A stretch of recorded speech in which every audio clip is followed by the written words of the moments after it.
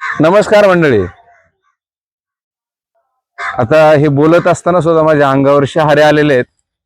कारण एका बाजूला जिल्हा परिषद प्राथमिक शाळा गारखिंडी, जिची स्थापना 1959 सालची आहे. खरं तर ही शाळा नवीन आहे. आमची शाळा गावात होती, पण या शाळेचं मूळ 1959 आहे.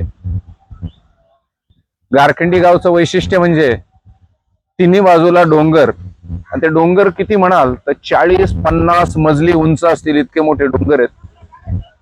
आणि ह्या तिन्ही डोंगरांच्या कुशीत वसलेलं 300-350 उंबऱ्यांचं गाव गारखिंडी.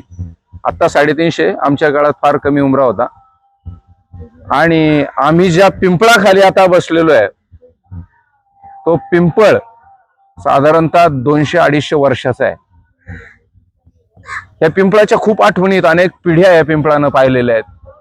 अनेक मित्र, त्यांच्या याऱ्या, त्यांची भांडणं, त्यांचे रुसवे फुगवे, एकमेकांना साथ देणं, हे सगळं या पिंपळाने पाहिलेले, ह्या पाराने पाहिलेले, येताळबाने पाहिलेले, मुंजाबाने पाहिलेले. आणि या व्हिडिओ करण्याचं कारण म्हणजे माझे 2 जिगरी मित्र, वर्गमित्र, ज्यांचा उल्लेख एक भाकर तीन चुली या कादंबरीत मी वारंवार केलेला आहे. एक सतीश झिंजाड आणि दुसरा म्हणजे संपत पोखरकर. संपत विषयी मी सकाळी अग्रवालला खूप लिहिलं होतं. तो खरं तर शिरी कासारी या गावचा, पण जसं मी पोट भरण्यासाठी माझा गाव सोडला, तसं त्याने सुद्धा त्याचं पोट भरण्यासाठी 1990च्या दशकात त्याचं गाव सोडलं आणि आमच्या गावात आला, म्हणजे गारखिंडीत आला. आणि आता तो गारखिंडीचाच झाला.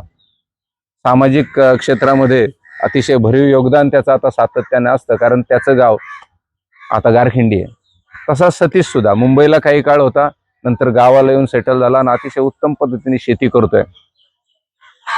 मंडळी, इथं फार हळव्या आठवणी आहेत. म्हणजे सगळी मित्रमंडळी अशी बसली ना आणि पाराखाली बसली ना, तर वारुळातून जशा मुंग्या बाहेर येतात आणि भरभर भरभर भरभर भरभर काही सुचत नाही, इतक्या आठवणी येतात की वेळ पुरत नाही या सांगायला. इतक्या चांगल्या आठवणी, स्निग्ध आठवणी आहेत.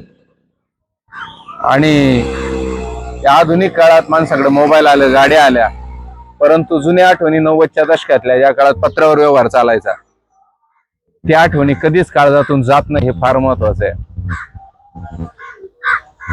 आता घरात लाईट आली, पण आमच्या घरात तर 60 वर्ष लाईट नव्हती. 2015 साली आपल्या घरात लाईट आली. हे माझं नवीन घर आहे.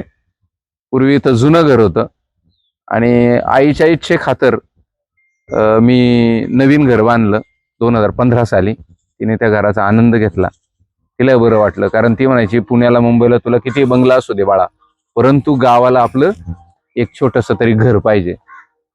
अशा अनेक प्रेमळ आठवणी आहेत, ज्या आठवणींनी आता ऊर भरून येतो, डोळ्यात पाणी येतं.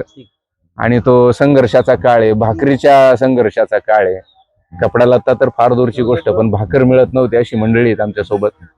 आणि मित्रांची साथ असेल, गावकऱ्यांचं प्रेम असेल, या मातीचे आपले उपकार असतील, हे कधीच विसरता येत नाहीत. आणि अशाच या सगळ्या संघर्षातून, या सगळ्या घटनांमधून एक भाकर तीन चुली या कादंबरीचा जन्म झाला. आणि त्या कादंबरीतला नायक बबू हा जगासमोर आला आणि सगळ्या वाचकांनी बबूला स्वीकारलं, पारूला स्वीकारलं, आमच्या सगळ्या भवतालाला स्वीकारलं, आमच्या भूगोलाला स्वीकारलं, गावाला स्वीकारलं, त्यांच्यावर भरभरून प्रेम केलं. आणि त्याचमुळं आज कादंबरी इथपर्यंत पोहोचलेली आहे. धन्यवाद.